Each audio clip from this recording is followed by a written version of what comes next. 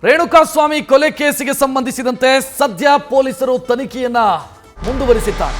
ಈ ತನಿಖೆಯ ಬಗ್ಗೆ ಒಂದಿಷ್ಟು ಅನುಮಾನಗಳು ಕೂಡ ಈಗ ವ್ಯಕ್ತವಾಗ್ತಾ ಇದೆ. ಒಂದು ಕೊಲೆ, 17 ಮಂದಿ ಆರೋಪಿಗಳು ನಡುವೆ ತನಿಖೆ. ಕಿಲ್ಲಿಂಗ್ ಸ್ಟಾರ್ ರಕ್ಷಣೆಗೆ ಪೊಲೀಸರ ಮೇಲೆ ಒತ್ತಡ ಹಾಕಲಾಗ್ತಾ ಇದೆಯಾ ಅನ್ನುವಂಥ ಪ್ರಶ್ನೆ. ತನಿಖೆಯಲ್ಲಿ ಅನುಮಾನಾಸ್ಪದ ಚಟುವಟಿಕೆಗಳು ಕಾಣ್ತಾ ಇದೆ. ಬಡಪಾಯಿಯ ಸಾವಿಗೆ ನಿಜಕ್ಕೂ ನ್ಯಾಯ ಸಿಗತ್ತಾ? ಹೈ ಪ್ರೊಫೈಲ್ ಪಾಪಿಗಳಿಗೆ ಖಾಕಿ ಮತ್ತು ಖಾದಿ ಬೆಂಬಲಕ್ಕೆ ನಿಲ್ಲತ್ತಾ ಅನ್ನುವಂಥ ಪ್ರಶ್ನೆಯೂ ಕೂಡ ಮೂಡ್ತಾ ಇದೆ. ಕೊಲೆ ಕೇಸಿನ ತನಿಖೆ ಸರಿದಾರಿಯಲ್ಲಿ ಸಾಗ್ತಾ ಇದೆಯಾ? ಈಗ ಮಾಡಲಾಗಿರುವಂಥ ಆರೋಪ ಸಾಬೀತಾಗಬೇಕು ಅಂತಾದ್ರೆ ಪೊಲೀಸರು ನೀಟಾಗಿ ಕೆಲಸ ಮಾಡಬೇಕು. ಅದು ಆಗ್ತಾ ಇದೆಯಾ ಅನ್ನೋದು ಸದ್ಯಕ್ಕಿರುವಂಥ ಪ್ರಶ್ನೆ. ಸರಿದಾರಿಯಲ್ಲಿ ತನಿಖೆ ಸಾಗ್ತಿದೆಯಾ ಅನ್ನೋ ಪ್ರಶ್ನೆ ಈಗ ಮೂಡ್ತಾ ಇದೆ. ಮೊದಲ ವಿಚಾರ, ಇಲ್ಲಿ ಅನುಮಾನಗಳಿಗೆ ಏನು ಕಾರಣ ಅಂತ ನಾನು ಆಗ್ಲೇ ಹೇಳ್ತಾ ಹೋದೆ. ಸೊ ಅನುಮಾನಗಳಿದಾವೆ ಅಂತ ಹೇಳಿದೆ.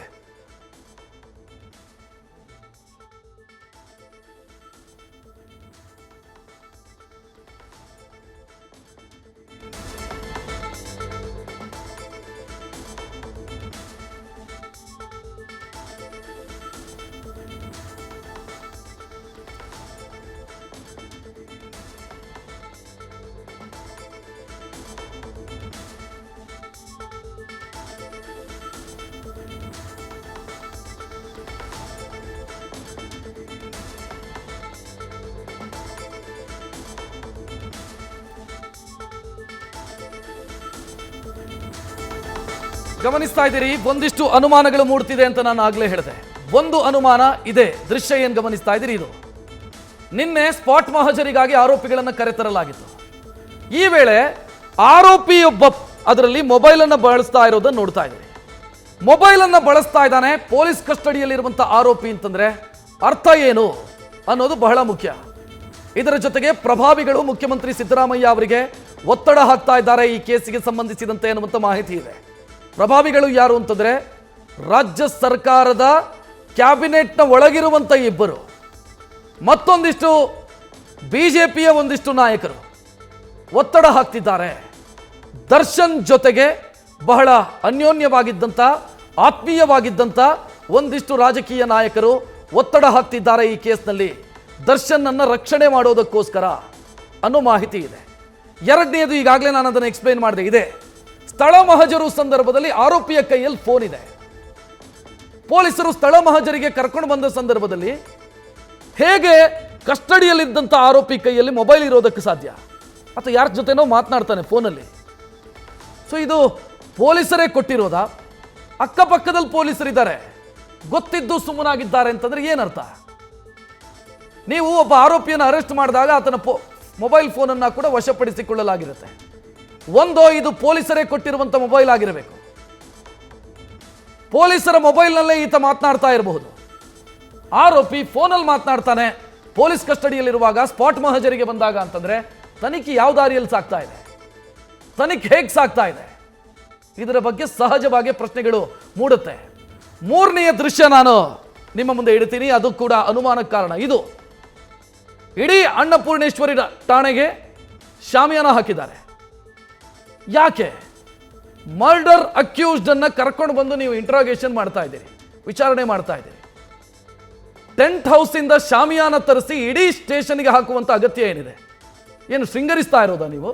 ಸೆಲೆಬ್ರಿಟಿಯೊಬ್ಬನನ್ನ ನಾವು ನಮ್ಮ ಸ್ಟೇಷನ್ನಲ್ಲಿ ತಂದು ಏನು ಮಂಗಳಾರತಿ ಮಾಡ್ತಾ ಇದ್ದೀವಿ ಆತನಿಗೆ ಅಂತ ಶೃಂಗಾರ ಮಾಡ್ತಾ ಇದ್ದೀರಾ ಸ್ಟೇಷನ್ಗೆ? ಇದು ಸಹಜವಾಗಿ ಪ್ರಶ್ನೆ ಮೂಡ್ತಾ ಇದೆ. ಅಥವಾ ಆರೋಪಿಗಳಿಗೆ ಯಾರಿಗಾದ್ರೂ ಮದುವೆ ಮಾಡಿಸ್ತಾ ಇದ್ದೀರಾ ನೀವು ಸ್ಟೇಷನ್ನಲ್ಲಿ? ಮತ್ತೆ ಯಾಕೆ ನೀವು ಅಲ್ಲಿ ಶಾಮಿಯಾನ ಹಾಕೋದರ ಉದ್ದೇಶ ಏನು? ಆರೋಪಿಗಳ ಪೈಕಿ ಯಾರಿಗಾದ್ರೂ ಮದುವೆ ಮಾಡಿಸ್ತಾ ಇದ್ದೀರಾ ಪೊಲೀಸರು ಸ್ಟೇಷನ್ನಲ್ಲಿ? ಅಥವಾ ಎಲ್ಲ ಆರೋಪಿಗಳು ಈ ರೀತಿಯ ವ್ಯವಸ್ಥೆಯನ್ನು ಮಾಡ್ತೀರಾ? ಯಾರೋ ಒಂದು ಕೊಲೆ ಕೇಸಲ್ಲಿ ಸಿಕ್ಕಾಕೊಳ್ತಾರೆ, ಅವರನ್ನು ಇಂಟ್ರೋಗೇಷನ್ಗೆ ತಂದಾಗ ಎಲ್ಲ ಸ್ಟೇಷನ್ಗೂ ಕೂಡ ಇದೇ ರೀತಿ ಪರದೆಯಿಂದ ಮುಚ್ಚಬೇಕು ಅಂತ ಹೊಸ ನಿಯಮ ಏನಾದರೂ ಬಂದಿದೆಯಾ? ಕರ್ನಾಟಕದಲ್ಲಿ ಆ ರೀತಿ ನಿಯಮ ಏನಾದರೂ ಬಂದಿದೆಯಾ? ಹೋಮ್ ಮಿನಿಸ್ಟ್ರು ಏನಾದರೂ ಆ ರೀತಿ ಸೂಚನೆಯನ್ನು ಕೊಟ್ಟಿದ್ದಾರಾ? ಯಾರೇ ಕೊಲೆ ಕೇಸಲ್ಲಿ ಬಂದರೂ ಕೂಡ ಅವರ ಮುಖ ಯಾರಿಗೂ ಕಾಣಬಾರದು ಅನ್ನೋ ರೀತಿಯಲ್ಲಿ ಸ್ಟೇಷನ್ ಅನ್ನ ಸಂಪೂರ್ಣವಾಗಿ ಶಾಮಿಯಾನ ಹಾಕಿ ಮುಚ್ಚತಕ್ಕದ್ದು ಅಂತ ಏನಾದರೂ ಸುತ್ತೋಲೆ ಇದೆಯಾ ಸರ್ಕಾರಕ್ಕೆ? ಸರ್ಕಾರ ಕೊಟ್ಟಿರುವಂಥ ಸುತ್ತೋಲೆ ಏನಾದರೂ ಪೊಲೀಸರ ಬಳಿ ಇದೆಯಾ? ಅಥವಾ ದರ್ಶನ್ ಅನ್ನೋ ಕಾರಣಕ್ಕಾಗಿ ಈ ರೀತಿ ಮಾಡ್ತಾ ಇರೋದಾ? ಸಿಗರೆಟ್ ಸೇದೋದಕ್ಕೆ ಏನಾದರೂ ವ್ಯವಸ್ಥೆ ಮಾಡಿಕೊಡ್ತಾ ಇದ್ದೀರಾ ನೀವು?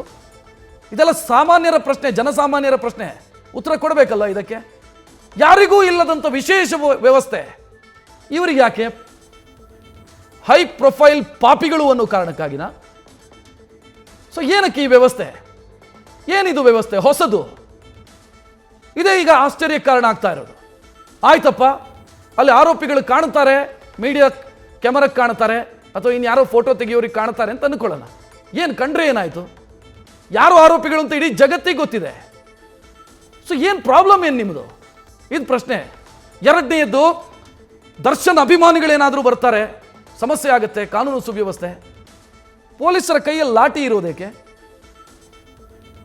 ಬಾಸುಂಡೆ ಬರೋ ಥರ ಹೊಡೆದು ಓಡಿಸೋದಕ್ಕಾಗಲ್ವಾ? ಯಾರು ಬಂದಲ್ಲಿ ಜೈಕಾರ ಹಾಕಿದ್ರೆ, ಮರ್ಡರ್ ಅಕ್ಯೂಸ್ ಪರವಾಗಿ ಜೈ ಡಿ ಬಾಸ್ ಅಂತ ಘೋಷಣೆ ಕೂಗಿದ್ರೆ, ಬಾಸುಂಡೆ ಬರೋ ಥರ ಹೊಡೆದು ಓಡಿಸಿ ನಿಮ್ಮನ್ನು ತಡೆದವ್ರು ಯಾರು?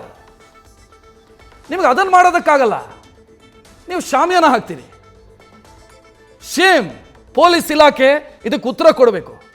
ಅಸಹ್ಯ ಅನ್ಸುತ್ತೆ ಇಂಥದ್ದನ್ನೆಲ್ಲ ನೋಡಿದಾಗ. ಯಾರನ್ನ ಮೆಚ್ಚಿಸೋದಕ್ಕೆ ಹೊರಟಿದ್ದೀರಿ? ಏನು ಮಾಡೋದಕ್ಕೆ ಹೊರಟಿದ್ದೀರಿ? ತನಿಖೆ ಹೆಂಗೆ ಸಾಗ್ತಾ ಇದೆ? ನಿನ್ನೆ ಯಾರೊಬ್ರು DCP ಬಂದು ಜಗಳ ಎಲ್ಲ ಆಡಿದ್ರಲ್ಲಿ, ವಿಡಿಯೋ ಮಾಡಬಾರ್ದು, ವಿಡಿಯೋ ಮಾಡಿದ್ದಕ್ಕೆ ಜಗಳ ಆಡೋದು. ಸೊ ನೋಡ್ತಾ ಇದ್ದಿದ್ದು ಯಾರೋ ದರ್ಶನ್ ಅಭಿಮಾನಿಗಳಂತೆ ಬಂದಿದ್ದಾರೆ, ಅವರನ್ನ ಪೊಲೀಸರು ಸ್ಥಳದಿಂದ ತೆರವು ಮಾಡ್ತಾ ಇದ್ದಾರೆ. ಪ್ರಶ್ನೆ ಇರೋದಿಷ್ಟೇ, ಈ ವ್ಯವಸ್ಥೆ ದರ್ಶನ್ ಕಾರಣಕ್ಕಾಗಿ ಮಾತ್ರನಾ ಅಥವಾ ಎಲ್ಲರಿಗೂ ಇದೆಯಾ? ಸೆಲೆಬ್ರಿಟಿ ಪಾಪಿಗಳು ಅನ್ನೋ ಕಾರಣಕ್ಕಾಗಿ ವ್ಯವಸ್ಥೆನಾ? ಎಲ್ಲರಿಗೂ ಇದೆಯಾ? ಈ ಪ್ರಶ್ನೆಗೆ ಉತ್ತರ ಕೊಡಬೇಕು. ನೆಕ್ಸ್ಟ್ ಇನ್ನೊಂದು ಪ್ರಶ್ನೆ ಇದೆ ಇಲ್ಲಿ. ಅದು ಯಾವುದು ಅಂತಂದ್ರೆ, ಸಾಕ್ಷ್ಯ ಸಂಗ್ರಹದ ಸಂದರ್ಭದಲ್ಲೂ ಕೂಡ ತಪ್ಪುಗಳನ್ನು ಮಾಡಿದ್ದಾರೆ ಅಂತ. ನಿಮಗೆ ನೆನಪಿರ್ಬೋದು, ನಿನ್ನೆ ಮೊನ್ನೆ 2 ದಿನಾನೂ ಕೂಡ ಕ್ರೈಮ್ ಸೀನಲ್ಲಿ ಎಲ್ಲ ರೀತಿಯ ಪರಿಶೀಲನೆಯನ್ನು ಮಾಡಲಾಗಿದೆ. ಇವತ್ತೊಂದು ಟಾಟಾ ಏಸ್ ವಾಹನವನ್ನು ತೆಗೆದುಕೊಂಡು ಹೋದರು. ಕಮಿಷನರ್ ಬಂದ ನಂತರ ಟಾಟಾ ಏಸ್ ವಾಹನವನ್ನು ತೆಗೆದುಕೊಂಡು ಹೋಗ್ತಾರೆ. ನೋಡಿ, ಇದು ಇವತ್ತು ತೆಗೆದುಕೊಂಡು ಹೋಗಿರೋದು. ನಿನ್ನೆ ಮೊನ್ನೆ ಏನು ಮಾಡ್ತಾ ಇದ್ರು ಪೊಲೀಸರು? ಅಥವಾ ಪೊಲೀಸರಿಗೆ ಗೊತ್ತಿದ್ದು ಇರಲಿ ಆ ಕಡೆ, ಇದು ನಾಡಿದ್ದ ದಿನ ಚಾರ್ಜ್ ಶೀಟ್ ಹಂತದಲ್ಲಿ, ತನಿಖೆಯ ಹಂತದಲ್ಲಿ ಎವಿಡೆನ್ಸ್ ಆಗುತ್ತೆ, ಪ್ರಬಲ ಎವಿಡೆನ್ಸ್ ಆಗುತ್ತೆ, ಅದರ ಸಹವಾಸಕ್ಕೆ ಹೋಗೋದು ಬೇಡ, ಆರೋಪಿಗೆ ಇದರಿಂದ ಲಾಭ ಆಗಲಿ ಅಂತ ಏನಾದರೂ ಯೋಚನೆ ಮಾಡಿದ್ದೀರಾ ನೀವು? ಇದೆಲ್ಲವೂ ಪ್ರಶ್ನೆ ಮೂಡುತ್ತೆ. ಆರೋಪಿಗಳಿಗೆ ಬೆನಿಫಿಟ್ ಆಫ್ ಡೌಟ್ ಸೃಷ್ಟಿಸುವಂಥ ಪ್ರಯತ್ನನ ಅಂತ. ಬೆನಿಫಿಟ್ ಆಫ್ ಡೌಟ್ ಅಂದ್ರೆ ಏನು? ಅನುಮಾನದ ಲಾಭ ಅಂತ. ನಾಳೆ ದಿನ ವಾದ ಪ್ರತಿವಾದ ಆಗುತ್ತೆ ಚಾರ್ಜ್ ಶೀಟ್ನ ಮೇಲೆ. ಪೊಲೀಸರು ತನಿಖೆ ಮಾಡಿ ಚಾರ್ಜ್ ಶೀಟ್ ಸಲ್ಲಿಸಿ ವಾದ ಪ್ರತಿವಾದ ಆಗುತ್ತೆ. ಆಗ ಯಾವುದಾದ್ರೂ ಒಂದು ವಿಚಾರಕ್ಕೆ ಅನುಮಾನಗಳು ಕಂಡು ಬಂದರೆ ನ್ಯಾಯಾಲಯ ಏನು ಮಾಡುತ್ತೆ ಅಂತಂದ್ರೆ, ಬೆನಿಫಿಟ್ ಆಫ್ ಡೌಟ್ ಅಕ್ಯೂಸ್ಡಿಗೆ ಕೊಡುತ್ತೆ. ಎಷ್ಟೋ ಸಂದರ್ಭದಲ್ಲಿ ಅಕ್ಯೂಸ್ಡ್ಗೆ ಬೆನಿಫಿಟ್ ಆಫ್ ಡೌಟ್ ಸಿಗಲಿ ಅಂತನಾ? ಏನು ನಿಮ್ಮ ಉದ್ದೇಶ ಏನು? ತನಿಖೆಯ ಉದ್ದೇಶ ಏನು? ಆರೋಪಿಗೆ ಶಿಕ್ಷೆ ಆಗೋ ಥರ ತನಿಖೆ ಮಾಡ್ತಾ ಇದ್ದೀರೋ ಅಥವಾ ಆರೋಪಿಗಳಿಗೆ ಅನುಕೂಲ ಆಗೋ ರೀತಿಯಲ್ಲಿ ತನಿಖೆಗಳಾಗ್ತಾ ಇದೆಯಾ? ಸಹಜ ಅನುಮಾನ ಮೂಡ್ತಾ ಇದೆ. ರಾಜ್ಯದ ಜನರಿಗೆ ಉತ್ತರ ಕೊಡಬೇಕಾಗತ್ತೆ. ಹೋಮ್ ಮಿನಿಸ್ಟರ್ ಉತ್ತರ ಕೊಡಬೇಕು ಇದಕ್ಕೆ. ಅವರೇ ಹೇಳಿರೋದು, ಕಾನೂನಿನ ಮುಂದೆ ಎಲ್ಲರೂ ಸಮಾನರು. ಕಾನೂನಿನ ಮುಂದೆ ಎಲ್ಲರೂ ಸಮಾನರು ಅಂತಂದ್ರೆ ಈ ರೀತಿ ಶಾಮಿಯಾನ ಹಾಕೋದು, ತನಿಖೆಯಲ್ಲಿ ತಪ್ಪುಗಳನ್ನು ಮಾಡೋದು, ಮೊಬೈಲ್ ಬಳಸೋದಕ್ಕೆ ಆರೋಪಿಗಳಿಗೆ ಅವಕಾಶವನ್ನು ಮಾಡಿಕೊಡೋದು, ಇದೆಲ್ಲ ಕಾನೂನಿನಲ್ಲಿ ಎಲ್ಲರೂ ಸಮಾನರು ಅಂತ ಒಂದು ಮಾತಿದೆ. ಪ್ರಜಾಪ್ರಭುತ್ವದಲ್ಲಿ ಎಲ್ಲರೂ ಸಮಾನರು, ಕೆಲವರು ಹೆಚ್ಚು ಸಮಾನರು ಅಂತ. ಈ ಕೆಲವರು ಇವರೇ ಅಂತ ಅನ್ಸುತ್ತೆ. ಇಲ್ಲೆಲ್ಲ ಇದ್ದಾರಲ್ಲ ಈ ಕೇಸಲ್ಲಿ ಅರೆಸ್ಟ್ ಆಗಿರುವಂಥ ಆರೋಪಿಗಳು, ಅವರೇ ಅಂತ ಅನ್ಸುತ್ತೆ. ಹೆಚ್ಚಿನ ಡೀಟೇಲ್ ನೀಡೋದಕ್ಕೆ ನಮ್ಮ ಪ್ರತಿನಿಧಿ ವಿಷ್ಣು ನೇರ ಸಂಪರ್ಕದಲ್ಲಿ. ವಿಷ್ಣು, ಇಲ್ಲಿ ಒಂದಿಷ್ಟು ಅನುಮಾನಗಳು ಮೂಡುತ್ತೆ. ನನಗೆ ಅದೇ ಡೌಟ್ ಇರೋದು, ಆರೋಪಿಗಳಿಗೆ ಬೆನಿಫಿಟ್ ಆಫ್ ಡೌಟ್ ಸೃಷ್ಟಿ ಮಾಡುವಂಥ ಪ್ರಯತ್ನಗಳಾಗ್ತಿದೆಯಾ ಅಂತ ಇಲ್ಲಿ ಕೇಸ್ನಲ್ಲಿ? ಖಂಡಿತ ರಕ್ಷಿತ್, ಯಾಕಂತಂದ್ರೆ ಪ್ರತಿ ಪ್ರಭಾವಿ ಪ್ರಕರಣಗಳಿರ್ಬೋದು, ದೊಡ್ಡ ದೊಡ್ಡ ಪ್ರಕರಣಗಳಾದಂಥ ಸಂದರ್ಭದಲ್ಲಿ ತನಿಖಾಧಿಕಾರಿಯನ್ನ ಎಲ್ಲೆಲ್ಲೋ ಒಂದು ಕಡೆ ಲೋಪ ಮಾಡುವಂತೆ, ಅಂದ್ರೆ ಇನ್ವೆಸ್ಟಿಗೇಷನ್ ನಡೆಸುವಂಥ ಸಂದರ್ಭದಲ್ಲಿ ಪ್ರೊಸೀಜರ್ ಲ್ಯಾಪ್ಸ್ ಮಾಡುವಂಥದ್ದು, ಅಂದ್ರೆ ನೆಕ್ಸ್ಟ್ ಕೋರ್ಟಿಗೆ ಬಂದಂಥ ಸಂದರ್ಭದಲ್ಲಿ ಕೆಲವೊಂದಷ್ಟು ಟೆಕ್ನಿಕಲ್ ಗ್ರೌಂಡ್ ಮೇಲೆ ಒಂದು ಕಡೆ ಬೇಲ್ ಪಡ್ಕೊಳ್ಳೋದಿರ್ಬೋದು, ಪ್ರಕರಣದಿಂದ ಆರೋಪಿಗಳು ಅಕ್ಯೂಟ್ ಆಗುವಂಥದ್ದು. ಯಾಕಂತಂದ್ರೆ ಸಾಕಷ್ಟು ಪ್ರಕರಣಗಳಲ್ಲಿ ತನಿಖಾಧಿಕಾರಿ ಮಾಡಿರುವಂತಹ ಸಣ್ಣ ಸಣ್ಣ ಎಡವಟ್ಟುಗಳೇನಿದೆ ಅದೆಲ್ಲವೂ ಕೂಡ ಮುಂದಿನ ದಿನಗಳಲ್ಲಿ, ಅದರಲ್ಲೂ ಪ್ರಮುಖವಾಗಿ ಟ್ರಯಲ್ ನಡೆಯುವಂಥ ಸಂದರ್ಭದಲ್ಲಿ ಕೇಸ್ನಲ್ಲಿ ಆರೋಪಿಗಳಿಗೆ ಬೆನಿಫಿಟ್ ಆಗುವಂಥದ್ದು. ಇಲ್ಲೂ ಕೂಡ ಅದೇ ರೀತಿ ಬೆನಿಫಿಟ್ ಆಫ್ ಡೌಟ್ನ ಕ್ರಿಯೇಟ್ ಮಾಡುವಂಥ ಕೆಲಸವನ್ನ ಪೊಲೀಸ್ ಅಧಿಕಾರಿಗಳು ಮಾಡ್ತಿದ್ದಾರೆ ಅನ್ನೋ ಒಂದು ಶಂಕೆ ಮೂಡ್ತಿರೋದು. ಕಾರಣ ಏನಂತಂದ್ರೆ, ಪ್ರಕರಣದಲ್ಲಿ ಈಗಾಗಲೇ ರಾಜಕಾರಣಿಗಳ ಹೆಸರು ಕೇಳಿಬರ್ತಿರುವಂಥದ್ದು, ಸ್ವತಃ ಸಿದ್ದರಾಮಯ್ಯ ಅವರಿಗೆ ಪ್ರೆಷರ್ ಹಾಕುವಂಥ ಕೆಲಸವನ್ನು ಮಾಡ್ತಾರೆ. ಅದರಲ್ಲೂ ಪ್ರಮುಖವಾಗಿ 2 ಸಚಿವರು 3 ಶಾಸಕರು ಈ ಒಂದು ಪ್ರೆಷರ್ನ ಹಾಕುವಂಥ ಕೆಲಸ ಆಗುವಂಥದ್ದು. ಕಾರಣ ಏನಂತಂದ್ರೆ, ಪ್ರಕರಣದಲ್ಲಿರುವಂಥ ಆರೋಪಿಗಳು ಅಷ್ಟು ಪ್ರಭಾವಿಗಳಿರುವಂಥದ್ದು. ಒಂದು ಕಡೆ ದರ್ಶನ್ ಪರವಾಗಿ ಓರ್ವ ಸಚಿವರು ಬೆನ್ನಿಗೆ ನಿಲ್ಲುವಂಥ ಕೆಲಸವನ್ನು ಮಾಡ್ತಾರೆ. ಕೋಟಿಗಟ್ಟಲೆ ಡೀಲ್ ಕೊಟ್ಟಿದ್ರೆ ಅನ್ನೋ ಆರೋಪಗಳು ಸಹಿತ ಈಗ ಕೇಳಿಬರ್ತಿರುವಂಥದ್ದು. ಅಂದ್ರೆ ಪ್ರತಿದಿನ ಅವ್ರ ಜೊತೆ ಊಟ ಮಾಡೋದು, ಪಾರ್ಟಿ ಮಾಡೋದು, ಅವ್ರ ಜೊತೆ ಓಡಾಡುವಂಥದ್ದು, ಯಾವಾಗಲೂ ದರ್ಶನ್ ಅವ್ರನ್ನ ಎಲ್ಲ ಕಡೆ ಕರ್ಕೊಂಡು ಹೋಗುವಂತಹ ವ್ಯಕ್ತಿ ಏನಿದ್ದಾರೆ ಆ ಸಚಿವರು ಈ ಒಂದು ಪ್ರಕರಣಕ್ಕೆ ಸಂಬಂಧಪಟ್ಟಂತೆ ಮಧ್ಯಪ್ರವೇಶ ಮಾಡಿ ಸಿಎಂ ಸಿದ್ದರಾಮಯ್ಯ ಅವರ ಜೊತೆ ಮಾತುಕತೆ ನಡೆಸಿದ್ದಾರೆ ಅನ್ನೋ ಮಾಹಿತಿ ಕೂಡ ಲಭ್ಯ ಆಗ್ತಿದೆ. ಆದರೆ ಅದಕ್ಕೆ ಸಿದ್ದರಾಮಯ್ಯ ಅವರು ಉಪ್ಪಾಕಿಲ್ಲ ಅನ್ನುವಂಥದ್ದು ಒಂದು ಕಡೆ. ಅದರಲ್ಲಿ ಇನ್ನೊಂದು ಪ್ರಮುಖವಾದಂಥ ಅಂಶ ಏನಂತಂದರೆ ಇನ್ನಿಬ್ಬರು ಶಾಸಕರಲ್ಲಿ ಪ್ರಮುಖವಾಗಿ ಒಬ್ಬ ಬಿಜೆಪಿ ಶಾಸಕ ಹೇಳುವಂಥದ್ದು ಏನಂತಂದರೆ ಸ್ವತಃ ದೀಪಕ್ ಅನ್ನುವಂಥ ಆರೋಪಿ ನಿಮಗೂ ಗೊತ್ತಿರುವಂಥದ್ದು ಪ್ರಕರಣದಲ್ಲಿ ಆತನು ಕೂಡ ಪ್ರಮುಖ ಆರೋಪಿ. ಆದರೆ ಇಲ್ಲಿ ತನಕ ಆರೋಪಿಯ ಒಂದೇ ಒಂದು ಫೋಟೋವು ಕೂಡ ಮಾಧ್ಯಮಗಳಾಗಿರ್ಬೋದು ಹೊರಗಡೆ ಬರೋದಕ್ಕೆ ಬಿಟ್ಟಿಲ್ಲ. ಅಷ್ಟರ ಮಟ್ಟಿಗೆ ಪ್ಯಾಚ್ ಮಾಡಿ ಕವರ್ ಮಾಡುವಂಥ ಕೆಲಸವನ್ನು ಆ ಶಾಸಕ ಮಾಡಿರುವಂಥದ್ದು. ಕಾರಣ ಏನಂತಂದರೆ ಅದು ಆತನ ರಿಲೇಷನ್ ಅನ್ನುವಂಥದ್ದು ಕ್ಲಿಯರ್ ಆಗಿರುವಂಥದ್ದು. ಇನ್ನೋರ್ವ ಬಿಜೆಪಿ ಶಾಸಕರ ಹೆಸರು ಬರ್ತಿರುವಂಥದ್ದು ಪ್ರದೀಶ್ ಅನ್ನುವಂಥ ಆರೋಪಿ.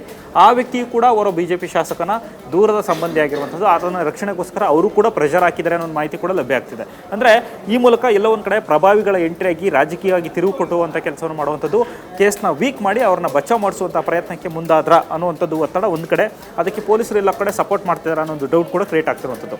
ಈ ಎಲ್ಲ ಬೆಳವಣಿಗೆ ನಡುವೆ ಇನ್ನೊಂದು ಅನುಮಾನ ಬರ್ತಿರೋದೇನಂತಂದರೆ ಈಗಷ್ಟೇ ಒಂದಷ್ಟು ಮಾಹಿತಿ ಕೂಡ ಲಭ್ಯ ಆಗ್ತಿರೋದೇನಂತಂದರೆ ಸ್ವತಃ ಪೋಸ್ಟ್ ಮಾರ್ಟಮ್ ರಿಪೋರ್ಟ್ ಮಾಡುವಂಥ ಸಂದರ್ಭದಲ್ಲಿ, ಅಂದರೆ ನಿನ್ನೆ ಪೋಸ್ಟ್ ಮಾರ್ಟಮ್ ರಿಪೋರ್ಟ್ ಆಯಿತು, ಆ ರಿಪೋರ್ಟ್ ನೀಡುವಂಥ ಸಂದರ್ಭದಲ್ಲಿ ಪ್ರಕರಣದಲ್ಲಿ ರೇಣುಕಾಸ್ವಾಮಿ ಇವರು ಬೆದರಿಸಿದಂಥ ಸಂದರ್ಭದಲ್ಲಿ, ಜೀವ ಬೆದರಿಕೆ ಆಗದಂಥ ಸಂದರ್ಭದಲ್ಲಿ ಹಾರ್ಟ್ ಅಟ್ಯಾಕಿಂದ ಸಾವನ್ನಪ್ಪಿದ, ಒಡೆದು ಸಾವನ್ನಪ್ಪಿರೋದಲ್ಲ ಅಂತ ರಿಪೋರ್ಟ್ ಕೊಡಿ ಅಂತ ಪ್ರೆಷರ್ ಮಾಡಿದ್ರು ಅನ್ನೋ ಮಾಹಿತಿ ಕೂಡ ಲಭ್ಯ ಆಗ್ತಿರುವಂಥದ್ದು. ಆದರೆ ಇದಕ್ಕೆ ಪೊಲೀಸ್ ಅಧಿಕಾರಿ ಒಪ್ಪದಿರುವಂತಹ ಹಿನ್ನೆಲೆಯಲ್ಲಿ ಇದಾಗಿಲ್ಲ ಅನ್ನುವಂತಹ ಒಂದಷ್ಟು ಮಾಹಿತಿಗಳು ಕೂಡ ಈ ಹೊರಗಡೆ ಚರ್ಚೆ ಆಗ್ತಾ ಇರುವಂಥದ್ದು. ಇದಕ್ಕೆ ಸಂಬಂಧಪಟ್ಟಂತೆ ಸ್ವತಃ ಪೊಲೀಸ್ ಇಲಾಖೆಯಲ್ಲಿ ಈ ವಿಚಾರ ಚರ್ಚೆ ಆಗ್ತಾ ಇದೆ. ಇದು ಒಂದು ಕಡೆ ಇರುವಂಥದ್ದು. ಇನ್ನೊಂದು ಪ್ರಮುಖ ಏನಂತಂದರೆ ಯಾಕೆ ಪೊಲೀಸ್ ಸ್ಟೇಷನ್ ಕವರ್ ಮಾಡಿದರು, ಇದು ಮೇಯ್ನ್ ಡೌಟ್ ಇರುವಂಥದ್ದು. ಯಾಕಂದರೆ ಇಡೀ ಪ್ರಕರಣದಲ್ಲಿ ಸಾಮಾನ್ಯವಾಗಿ ಎಲ್ಲ ಆರೋಪಿಗಳ ಥರ ಈತನೂ ಕೂಡ ಓರ್ವ ಆರೋಪಿ. ಒಬ್ಬ ಸ್ಟಾರ್ ಆದ ತಕ್ಷಣ 144 ಸೆಕ್ಷನ್ನ ಇನ್ವೋಕ್ ಮಾಡುವಂಥ ಕೆಲಸವನ್ನು ಮಾಡ್ತಾರೆ. ಅಂದರೆ ಸ್ಟೇಷನ್ ಸುತ್ತ ಯಾರು ಬರಬಾರ್ದು, ಇನ್ಕ್ಲೂಡಿಂಗ್ ಮೀಡಿಯಾದವರು ಹೊರಗಡೆ ಹಾಕುವಂಥ ಕೆಲಸ ಮಾಡಿದರು. ಯಾವ ಉದ್ದೇಶಕ್ಕೋಸ್ಕರ? ಇಲ್ಲಿ ಆರೋಪಿಗಳನ್ನು ರಕ್ಷಣೆ ಮಾಡೋದಕ್ಕೆ. ಜೊತೆಗೆ ಶಾಮಿಯಾನ ಹಾಕಿ ಇಡೀ ಸ್ಟೇಷನ್ ಕವರ್ ಮಾಡ್ತಾರೆ. 12 ಅಡಿ ಗೋಡೆ ಇದೆ, ಅದನ್ನು ದಾಟ್ಕೊಂಡು ಯಾರಾದರೂ ಒಳಗಡೆ ಹೋಗಿ ಆರೋಪಿ ಟಚ್ ಮಾಡೋಕ್ಕೆ ಸಾಧ್ಯನಾ? ಇಲ್ಲಿ ಕೇವಲ ಆರೋಪಿಯ ವಿಡಿಯೋವನ್ನು ಚಿತ್ರೀಕರಣ ಮಾಡದಂತೆ ಇವರು ಒಳಗಡೆ ನಡುವಂತಹ ಪ್ರಕ್ರಿಯೆಗಳನ್ನು ಯಾವುದೂ ಕೂಡ ಮಾಧ್ಯಮಗಳಿಗೆ ಗೊತ್ತಾಗಬಾರ್ದು. ತಾವು ಮಾಡುವಂತಹ ಯಾವುದೇ ಕೃತ್ಯ ಏನಿರ್ಬೋದು, ಅವ್ರ ಪರವಾಗಿ ಕೆಲಸ ಮಾಡೋದಿರ್ಬೋದು, ಅವರಿಗೆ ವಿರುದ್ಧ ಕೆಲಸ ಮಾಡೋದಿರ್ಬೋದು, ಇದೆಲ್ಲದನ್ನು ಕೂಡ ಮುಚ್ಚಿಟ್ಕೊಳ್ಳುವಂತಹ ಪ್ರಸಂಗ ಯಾಕೆ ನಿರ್ಮಾಣ ಮಾಡ್ತಿದ್ರ? ಇದಕ್ಕೆ ಸ್ವತಃ ಈಗ ಎಚ್ ಕೆ ಪಾಟೀಲ್ ಅವರು ಸ್ಟೇಟ್ಮೆಂಟ್ ಕೊಡುವಂಥ ಕೆಲಸವನ್ನು ಮಾಡಿದರು. ಸಂಸದೀಯ ಸಚಿವರಾಗಿರುವಂಥ ಎಚ್ ಕೆ ಪಾಟೀಲ್ ಅವರು ಇಂತಹ ವಿಚಾರಕ್ಕೆ ಸಂಬಂಧಪಟ್ಟಂತೆ ಕರೆಕ್ಟಾದಂತಲ್ಲ ಏನನ್ನು ಹೇಳ್ತಾರೆ. ಅವರು ಯಾಕೆ ಈ ರೀತಿ ಮಾಡಿದ್ದಾರೋ ಗೊತ್ತಿಲ್ಲ, ಇಂತಹ ಸ್ಥಿತಿ ಯಾಕೆ ಬಂತೋ ನಮಗೂ ಗೊತ್ತಿಲ್ಲ. ಯಾರೇ ಆಗಲಿ ಯಾವುದೇ ವಿಶೇಷ ಅವಕಾಶ ಸೃಷ್ಟಿಗೆ ಕಾನೂನಿನಲ್ಲಿ ಅವಕಾಶ ಇಲ್ಲ. ಸ್ವತಃ ಮಿನಿಸ್ಟರ್ ಹೇಳ್ತಾರೆ. ಅದರಲ್ಲಿ ಇನ್ನೊಂದು ಪಾಯಿಂಟ್ ಹೇಳ್ತಾರೆ, ನಮ್ಮ ಸರ್ಕಾರ ಇದಕ್ಕೆ ಅವಕಾಶ ಮಾಡಿಕೊಡೋದಿಲ್ಲ ಅಂತ. ಇನ್ಯಾರು ಸರ್ಕಾರ ಮಾಡ್ತಿದೆ? ನಿಮ್ಮದೇ ಸರ್ಕಾರದ, ನಿಮ್ಮೇ ಕಮಿಷನರು, ನಿಮ್ಮದೇ DCP, ನಿಮ್ಮದೇ ಇನ್ಸ್ಪೆಕ್ಟ್ರು ಎಲ್ಲ ಸೇರ್ಕೊಂಡು ಸ್ಟೇಷನ್ ತುಂಬ ಈಗ ಶಾಮಿಯಾನ ಹಾಕಿ ಮುಚ್ಚಿಟ್ಟಿದ್ದಾರೆ. ಯಾವ ಉದ್ದೇಶಕ್ಕೆ ಸ್ವಾಮಿ? ಈ ರೀತಿ ಅನೇಕ ಡೌಟ್ಗಳು ಕ್ರಿಯೇಟ್ ಆಗುವಂಥದ್ದು. ಇದರ ಜೊತೆಗೆ ಇನ್ನೊಂದು ಅಂತಂದರೆ ತನಿಖೆಯ ದಾರಿ ತಪ್ಪಿಸುವಂತಹ ಪ್ರಯತ್ನ. ಅಂದರೆ ಇಲ್ಲಿ ನೆನ್ನೆನೇ ಸೀಸ್ ಮಾಡಬೇಕಾಗಿರೋದು. ಒಂದು ಕಡೆ ಸ್ಕಾರ್ಪಿಯೋ ಕಾರನ್ನು ಸೀಸ್ ಮಾಡುವಂಥ ಕೆಲಸವನ್ನು ಮಾಡಬೇಕಾಯಿತು. ಕೇವಲ ಇವರು ಟ್ರಾವೆಲ್ ಮಾಡುವಂಥ ಗಾಡಿ ಸೀಸ್ ಮಾಡಿದ್ದಾರೆ. ಹೆಣ ಸಾಗಿಸಿದಂಥ ಗಾಡಿನ ಯಾಕೆ ಸೀಸ್ ಮಾಡಿಲ್ಲ? ಅವರು ಗುದ್ದಿ ಹೊಡೆದಂಥ ಸಂದರ್ಭದಲ್ಲಿ ಆತನ ತಲೆಗೆ ಏಟ್ ಬಿದ್ದು ತಲೆ ಓಪನ್ ಆಯ್ತಲ್ಲ, ಅಲ್ಲಿ ಬ್ಲಡ್ದ ಕಲೆಗಳಿತ್ತಲ್ಲ, ಅಂತಹ ಗೂಡ್ಸ್ ಗಾಡಿನ ಯಾಕೆ ಅವತ್ತೇ ಸೀಸ್ ಮಾಡಲಿಲ್ಲ? ಇದೆಲ್ಲ ಬಿಟ್ಟಿರೋದು ಅನೇಕ ಅನುಮಾನಗಳು ಮೂಡ್ತಿರುವಂಥದ್ದು. ಇದೆಲ್ಲ ಒಂದು ಕಡೆ ಇವರ ಸಣ್ಣ ಸಣ್ಣ ಲೂಪ್ ಹೋಲ್ಸ್ ಏನಿದೆ, ಪ್ರೊಸೀಜರಲ್ ಲ್ಯಾಬ್ಸ್ ಏನಿದೆ, ಇದು ಪ್ರಕರಣದ ಟ್ರಯಲ್ ಟೈಮಲ್ಲಿ ಬಹಳ ದೊಡ್ಡ ಮಟ್ಟಕ್ಕೆ ಆರೋಪಿಗಳಿಗೆ ಲಾಭ ಆಗುವಂಥ ಸಾಧ್ಯತೆ ಇದೆ. Rakshith. Yes, thank you Vishnu Prasad ಮಾಹಿತಿಗೆ. ನ್ಯೂಸ್ ಫಸ್ಟ್ ನಿರ್ಭೀತಿಯಿಂದ ನಿಮ್ಮ ಪರವಾಗಿ.